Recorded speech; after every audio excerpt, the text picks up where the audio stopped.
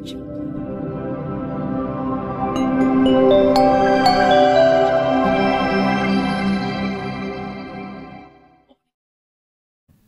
mari kita semua sejenak bersikap anjali, merangkapkan kedua tangan di depan dada, seraya dengan ketulusan hati, dengan sepenuh hati, mengagungkan Guru Agung junjungan kita Buddha Gotama. Namo tassa bhagavato arahato sama sambuddhassa. Namo tassa bhagavato arahato sama sambuddhassa. Namo tassa bhagavato arahato sama sambuddhassa. Suwijano bawang hoti, suwijano parabawo, dhamma kamo bawang hoti, dhamma desi parabawo. Persujudan kepada beliau yang berberkah, yang maha suci, yang telah mencapai penerangan sempurna oleh diri sendiri.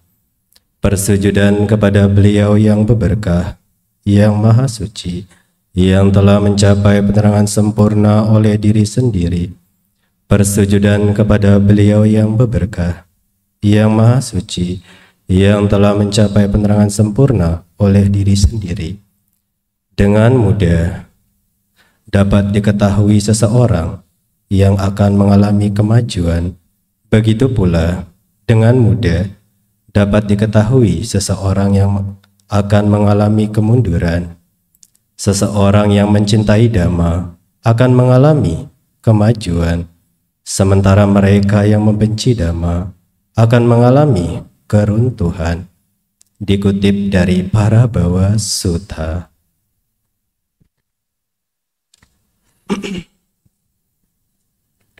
Pimpinan Puja Bakti yang saya hormati, pembawa acara, para Rama Ramani, Bapak Ibu serta saudara-saudari sekalian, selamat pagi. Kurang semangat. Selamat pagi. Selamat pagi. Terpujilah Sang Buddha. Namo Buddhaya. Namo Buddhaya. Ya, pagi-pagi harus semangat ya. Sudah sarapan semua? Tenang, nanti juga ada persiapan di bawah. Baik, Bapak Ibu, saudara-saudari sekalian, izinkan saya pada kesempatan pagi hari ini berbagi dhamma dengan Bapak, Ibu, saudara-saudara berkenan tentang dhamma sebagai pedoman hidup. Nah, jadi agar kehadiran Anda tidak sia-sia datang ke tempat ini, ayo upayakan untuk hadir seutuhnya di sini dan saat ini. Jangan sampai jari jemarinya terlalu sibuk mengetik tik, lupa perhatiannya. Ya, sebab perhatian Anda itu penting. Itu adalah bahasa cinta. Ketika Anda mau memberikan perhatian kepada orang lain, nah balasannya kelak Anda akan selalu diperhatikan ketika berbicara.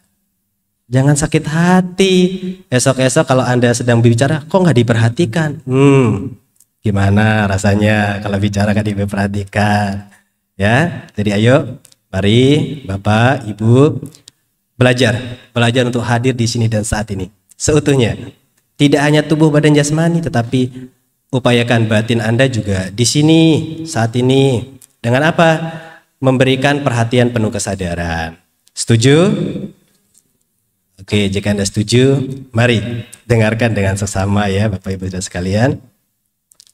Nah, ketika kita berbicara tentang Dhamma sebagai pedoman hidup, sesungguhnya Dhamma atau ajaran yang Guru Agung kita Buddha Gotama ajarkan itu menawarkan loh, bagaimana sih kita ini mampu menciptakan kehidupan yang sejahtera, kehidupan yang bahagia.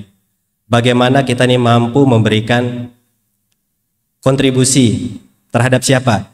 Tidak hanya diri kita sendiri, tetapi kepada keluarga dan orang banyak. Nah, tentu seperti yang Bapak Ibu saudara-saudari pahami sejauh ini, bahwasanya Dhamma bisa menjadi solusi. Dhamma bisa menjadi sandaran hati kita tatkala kita dihadapi dengan kegalauan, tatkala kita dihadapi dengan kesulitan hidup, yang rasanya kok aduh masalah ini tak henti-hentinya. Ada yang pernah merasa kok masalahnya bertubi-tubi, datang kok tiada henti? Pernah? Barangkali ada di antara Bapak Ibu ya. Nah, sebenarnya itu adalah suatu bel kesadaran loh. Jika Bapak Ibu saudara sekalian mampu memahami, loh, kenapa kok hidup saya tidak bahagia tidak bahagia seperti orang lain?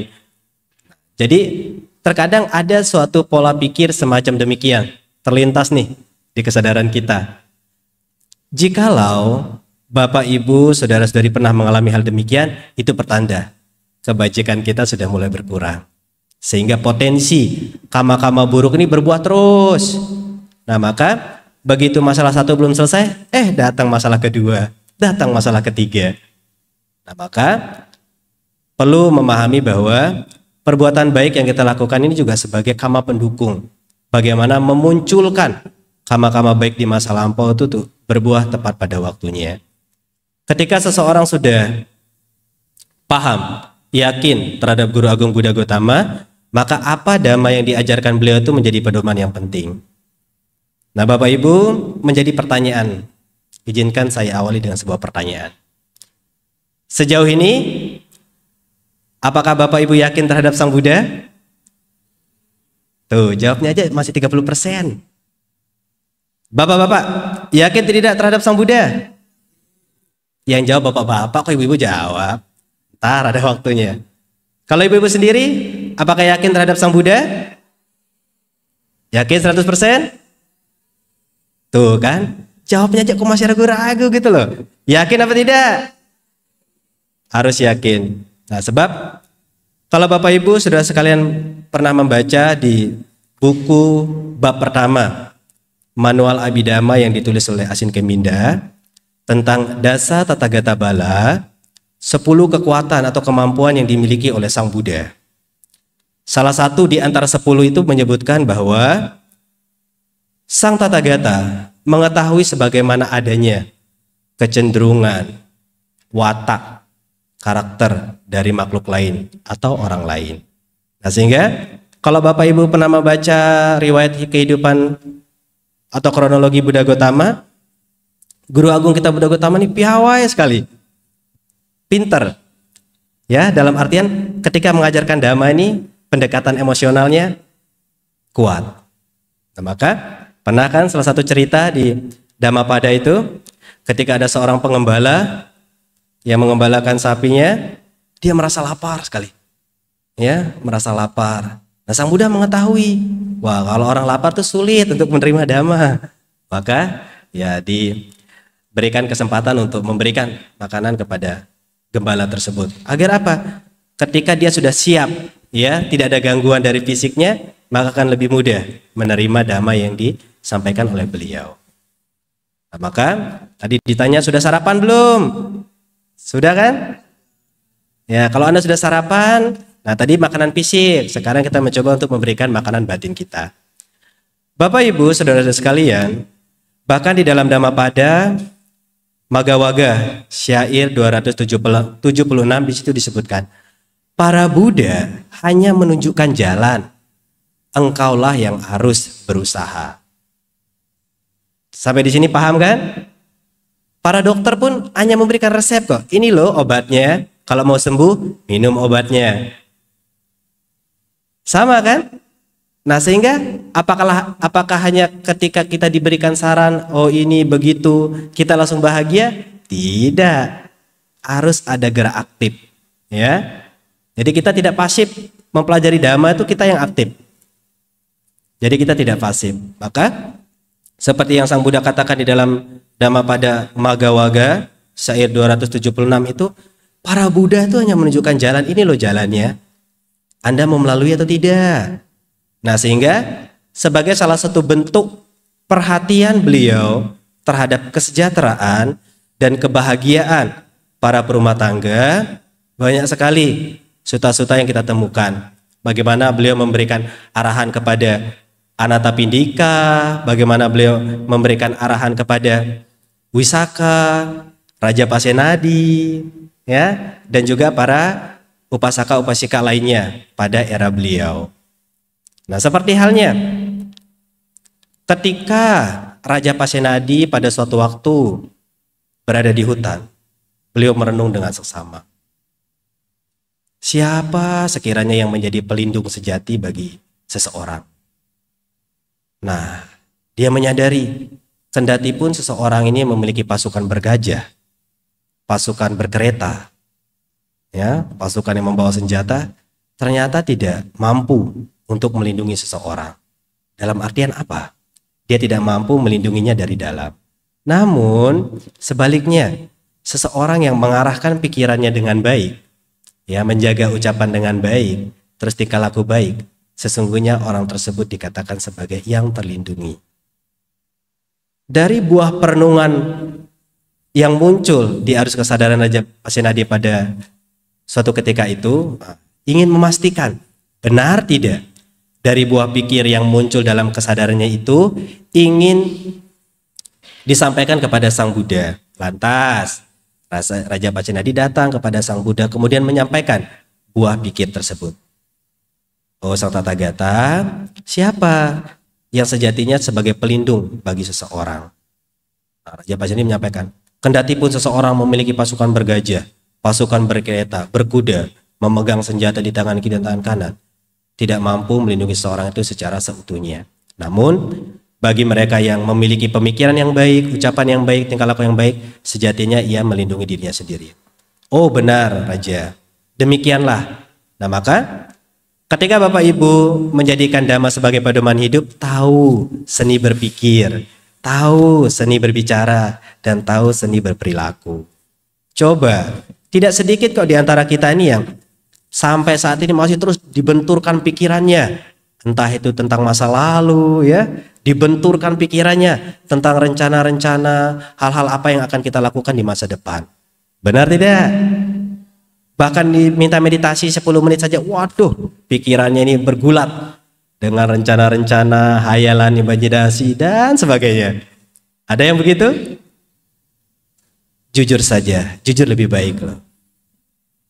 Nah, maka Bapak Ibu bisa membaca di dalam Dewata Uyojana, Parita Biru ya, kalau tidak salah halaman 105. Berdanalah dengan penuh keyakinan, rawatlah sila setiap saat, gemarlah mengembangkan batin. Nah, dengan kita berpedoman pada Dhamma, kita tahu, ternyata Bapak Ibu dan sekalian, salah satu sebab penderitaan kita di dalam kehidupan ini adalah kita terlalu banyak menggenggam. Kita terlalu banyak berpikir bahwa kebahagiaan itu harus dari mendapatkan, bukan dari memberi. Nah, pola pikir yang semacam inilah yang akhirnya membuat kita terus menggenggam objek-objek yang kita cintai, yang kita sayangi. Begitu dihadapkan dengan kehilangan, perpisahan, penderitaannya akut sekali.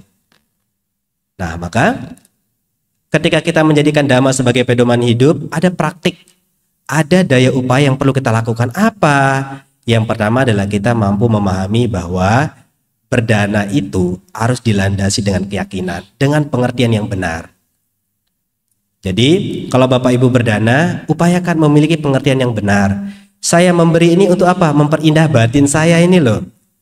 Kenapa bisa memperindah batin? Karena pengotor batin kita berupa keserakahan, kekikiran, dan kemelekatan itu sedikit lebih berkurang jika Bapak Ibu mau berdana. Dan pada kesempatan ini pula saya menghaturkan anumodana, terima kasih atas support, dukungan para umat, para donatur yang mensukseskan kegiatan Pabaja kelima Wihara Dhamma Jaya tahun 2023 ini. Kita perlu memberikan apresiasi kepada Anda semua. Coba bisa berikan tepuk tangan semeriah mungkin. Cukup. Ya, jadi Pabayanya berjalan dengan sukses. Itu apa? Tidak terlepas kok dari dukungan Anda, dari support Bapak Ibu. Ya, tanpa ada dukungan support Bapak Ibu, wah, kami sulit untuk mengadakan kegiatan Pabaja. Dan syukur Bapak Ibu sekalian perlu diketahui bahwa ada peserta yang pernah mengikuti Pabaja di Dhamma Jaya ini sekarang sudah menjadi bagian dari anggota Sangga Theravada Indonesia.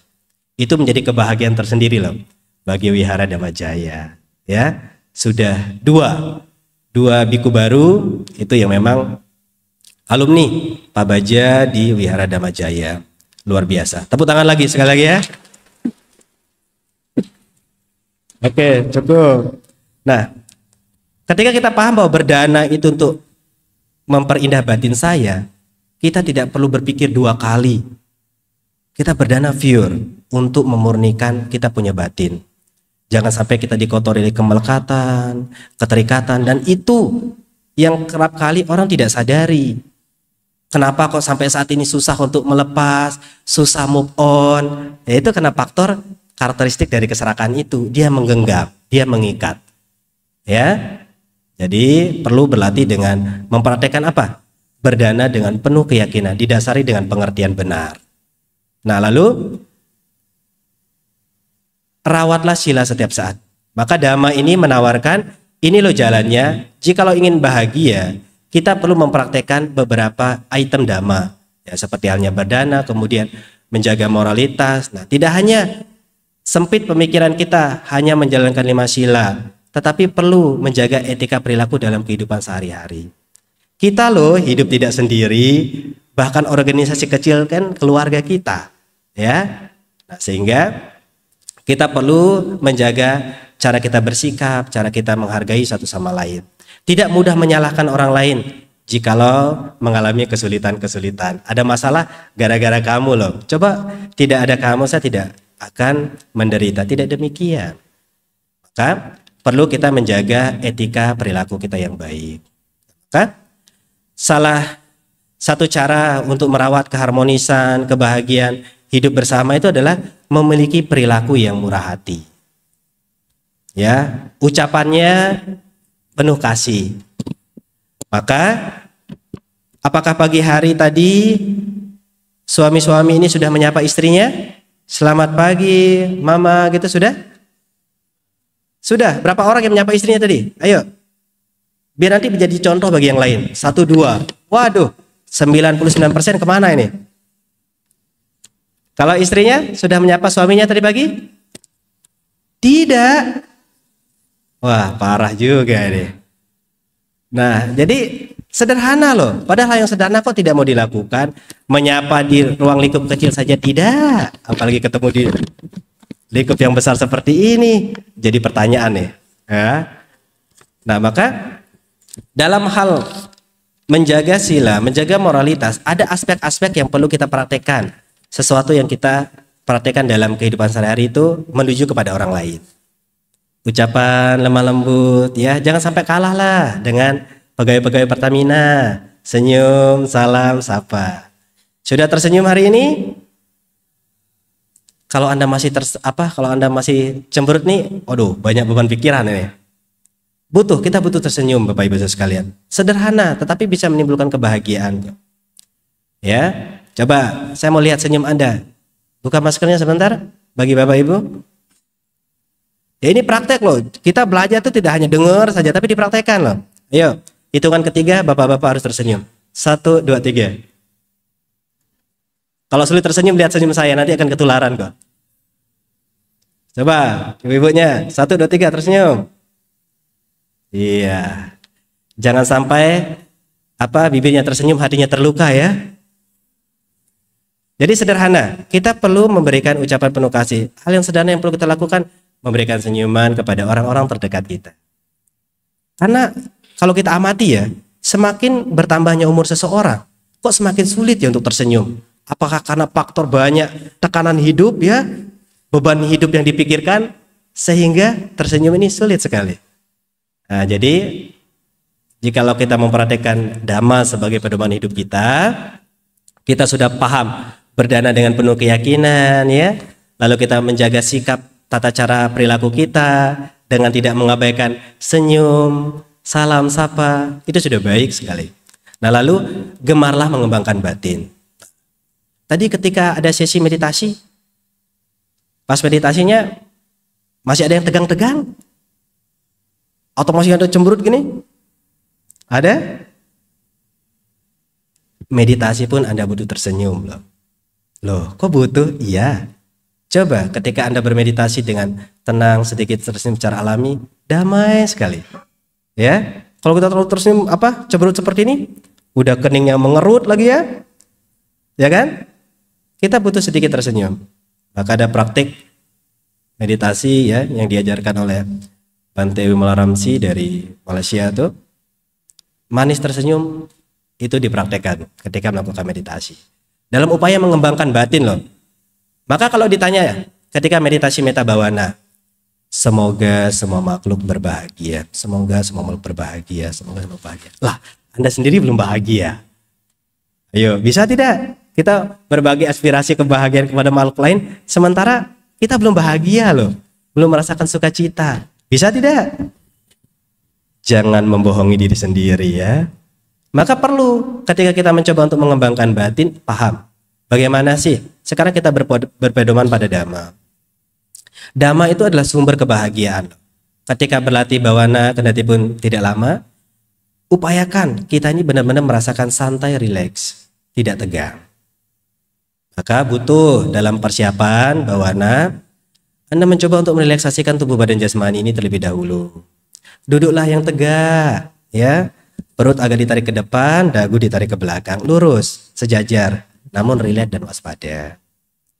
Nah, dibutuhkan juga sedikit tersenyum agar tidak kaku nih, ya, otot-otot mukanya. Maka ketika kita merasakan santai, rileks di seluruh tubuh ini, nah kalau mau praktik meditasi meta bhavana, ingat satu momen yang membahagiakan dalam hidup Anda. Pasti ada kan? Ada yang kisah perjalanan hidupnya sampai detik ini menderita terus? Ada tidak? Tidak, pasti ada momen membahagiakan. Maka ketika Bapak Ibu mencoba untuk mengembangkan batin, utamanya memunculkan cinta kasih dan kasih sayang, ayo dong berikan ruang dalam pikiran ini untuk mengingat momen yang membahagiakan dalam hidup. Entah itu pas pertama kali Anda bertemu pasangan Anda, anak-anak mendapat reward dari orang tuanya, orang tua merasa bahagia ketika diajak jalan-jalan oleh anaknya, itu dimunculkan. Mengingat dengan manis tersenyum, nah kita merasakan kebahagiaan. Lantas, ketika kita sudah merasakan bahagia, maka akan sangat mudah kita berbagi aspirasi kebahagiaan kepada siapa? Orang-orang terdekat, bahkan lebih luas kepada semua makhluk.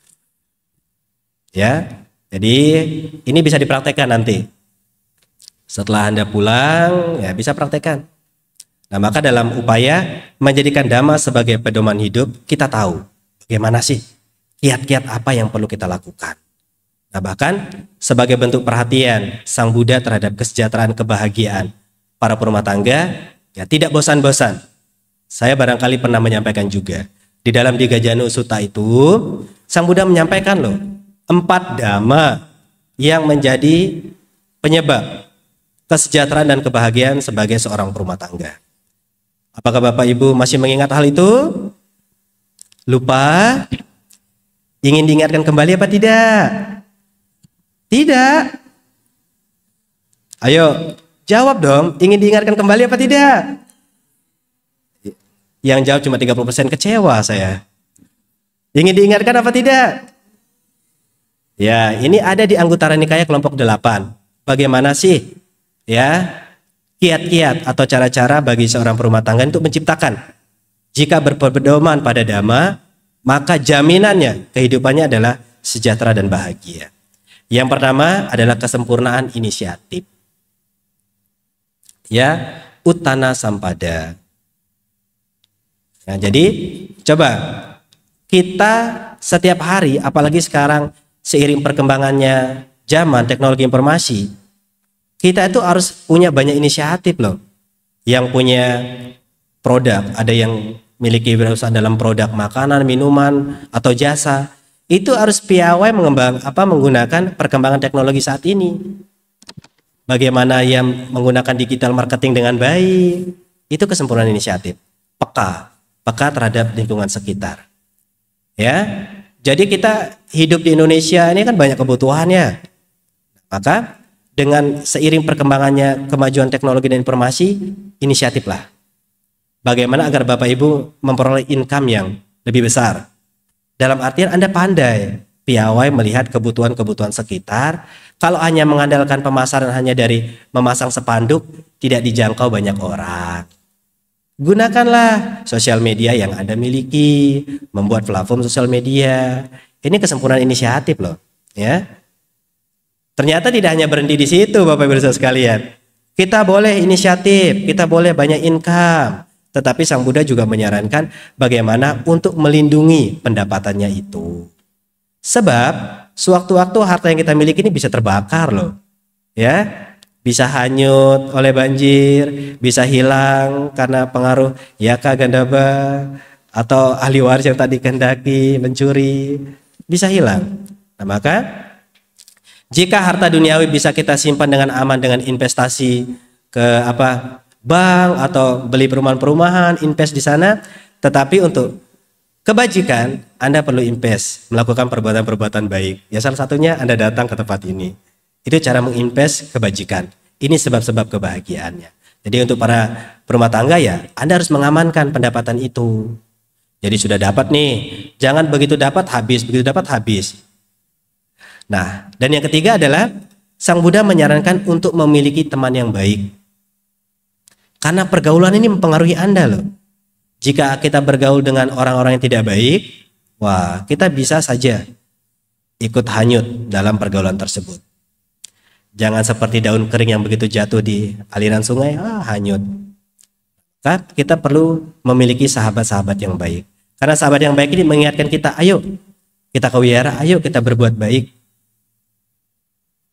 Begitu Anda memiliki hubungan keluarga, siapa yang menjadi sahabat baik Anda? Pasangan Anda.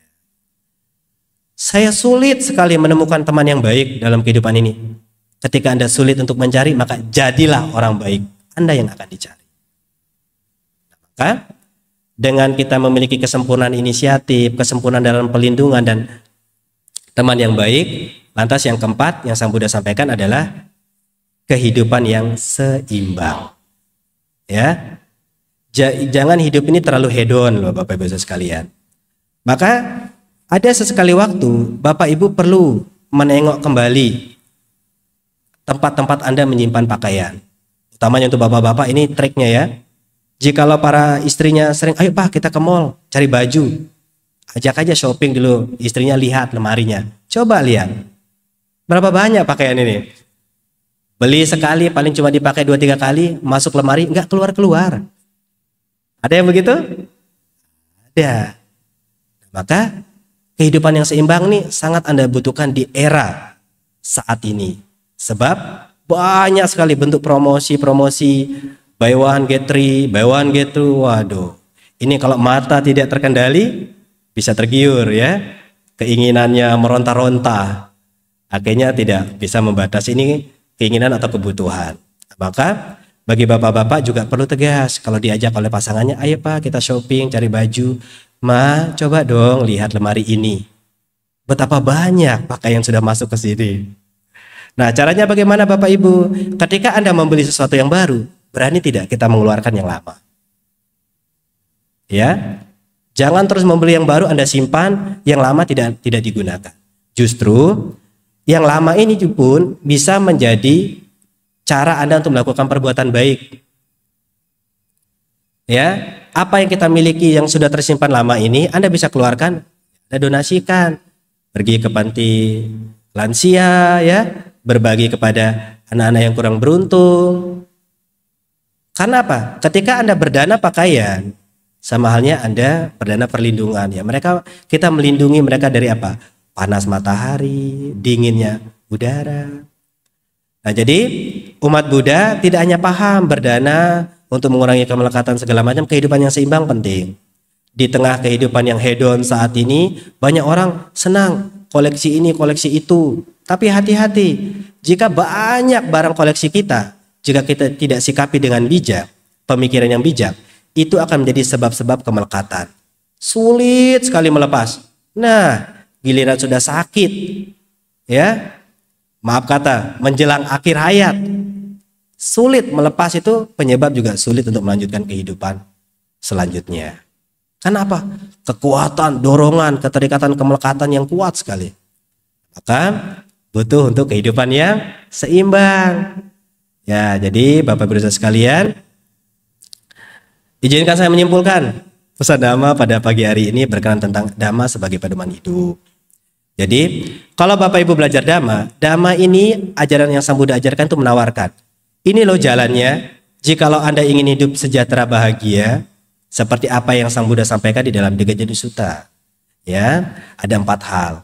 Kita sebagai umat Buddha ini harus punya kesempurnaan inisiatif. Bekerjalah dengan sungguh-sungguh, ya. Piawai melihat situasi dan keadaan, pandai membaca keadaan, sempurna dalam hal perlindungan, kemudian memiliki pertemanan yang baik dan juga kehidupan yang seimbang. Di dalam Dhammapada Maggawaga syair 276 dikatakan, para Buddha hanya menunjukkan jalan, namun engkaulah yang harus berusaha. Kalau Anda lapar, hanya sekedar berdoa, tidak akan kenyang. Tapi carilah rumah makan, belilah makanan di sana atau Anda masak. Ya, kemudian Anda mengkonsumsi makanan itu, Anda kenyang. Contoh simpelnya begitu. Ya, kalau ingin bahagia, ingin sukses dalam kehidupan ini, jangan hanya sekedar berdoa. Pokoknya pengharapan namun tidak mewujudkan dalam tindakan nyata. Cuma, ya kalau Anda memiliki warisan dari orang tua yang sultan sih tidak apa-apa ya. Nah, kalau kita yang masih hidup butuh perjuangan, Anda harus berjuang. Kita sendirilah yang harus berjuang. Begitu pula Dhamma. Oleh karena itu, ayo berdanalah dengan penuh keyakinan.